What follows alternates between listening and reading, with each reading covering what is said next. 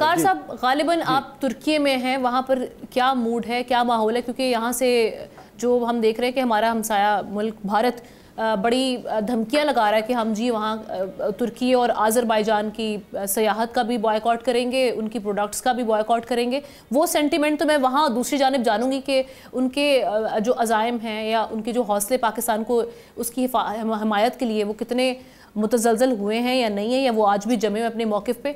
इस हवाले से मेरे सेंटिमेंट लूँगी, लेकिन मैं पहले चाहूँगी आप इस पर भी शॉर्टली कमेंट कर दीजिएगा। ये जो अभी नेशनल सिक्योरिटी एडवाइज़र्स की मीटिंग के हवाले से अब जो खबरें सामने आ रही हैं कि दोनों साइड से हो सकती हैं, आपको ये होती हुई दिखाई दे रही है जो अभी DGMOs की मुलाकात के बाद? दूसरा ये कि सीज़ फायर आपको ये कितनी देर पा नज़र आ रही है? क्योंकि जो हिना रबानी खर साहिबा है वो भी उन समेत बहुत से हम जो मेंबर पार्लियामेंट थे उनकी जानिब से ये कंसर्न ज़ाहिर किए गए हैं कि अगर हिंदुस्तान सीरियस होता, दहशतगर्दी के हवाले से कंसर्न होता, तो वो मुज़ाकरात की जानिब आता, ना कि एक फुल फ्लेज अटैक करने की कोशिश करता। आई थिंक टर्की से स्टार्ट कर लेते हैं बिकॉज हम लोग इधर हैं तकरीबन 1.5 में से एक जॉइंट रिसर्च है हमारी।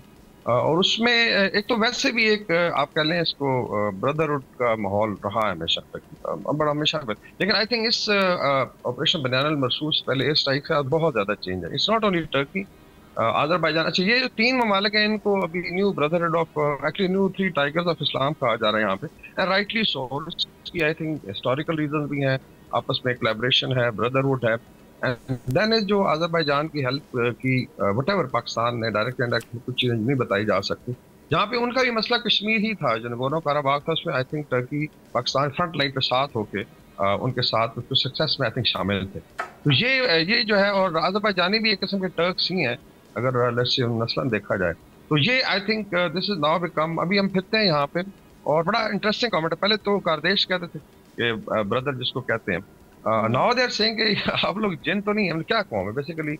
इसमें एक तो मिलिट्री का, फिर आई थिंक जो अवाम और मिलिट्री की आप कह लें जल हुई जिस तरीके से, आई थिंक उसका बहुत ज्यादा इम्पैक्ट आया है। मैंने ऐसे ऐसे आई थिंक मैसेज देखे, फिर आपका सोशल मीडिया देख लें जो इनकी स्ट्रीट की आप कह लें सेंटिमेंट को जाहिर करता है, इट इज फ्लडेड।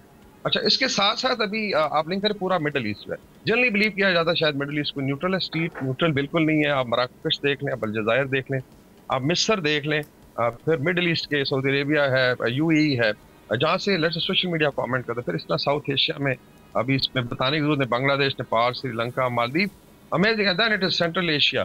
सो इसका मतलब ये है कि भारत जो मर्जी बढ़ के मारता, मुड़ी कल तक तो बढ़ के मारता रहा ना, उससे पूछे कि जब आदमपुर गया तो ये चीज किधर था तुम्हारा, पूछे, एक बड़ा सवाल वेर मोदी है चीज।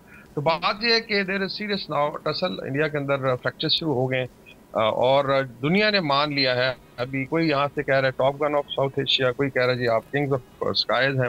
ये अल्लाह ताला का बड़ा आई थिंक करम हुआ, इसमें लीडरशिप का रोल है, फिर हमारी सर्विसेज का, स्पेशली एयरफोर्स जो ग्राउंड से बनियान मसूद है आपकी मिसाइल फोर्सेज ने किया।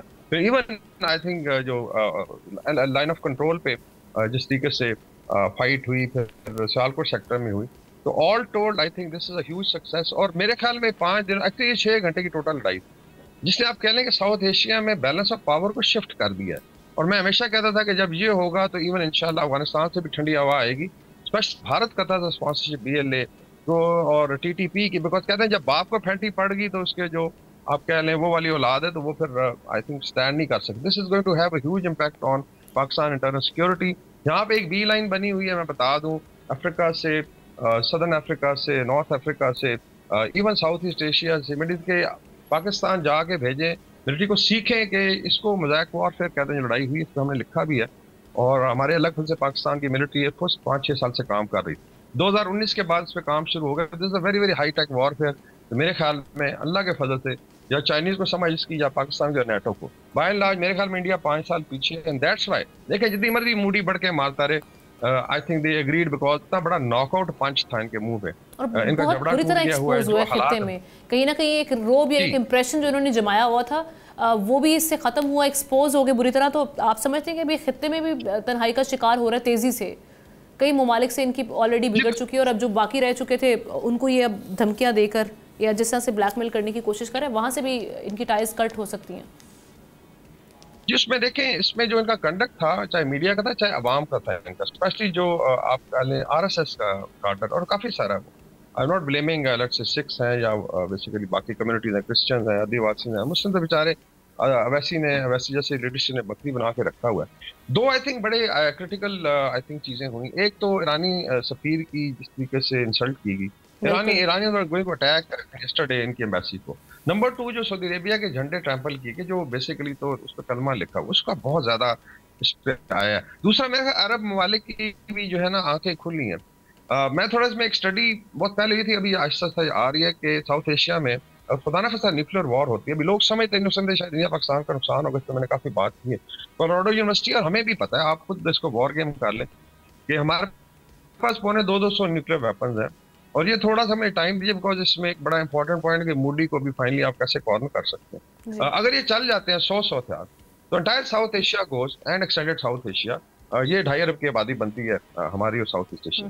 खुदा न खास्ता अगर इंडियन ओशन में या अरेबियन सी में होती है तो पूरा मिडिल ईस्ट बॉयल कर देगा Indian ocean, and than half of China और यूरोप टर्की तक इसके असरात हैं। सब्सक्राइब करें और बेल दबाएं ताकि कोई खबर रह न जाए।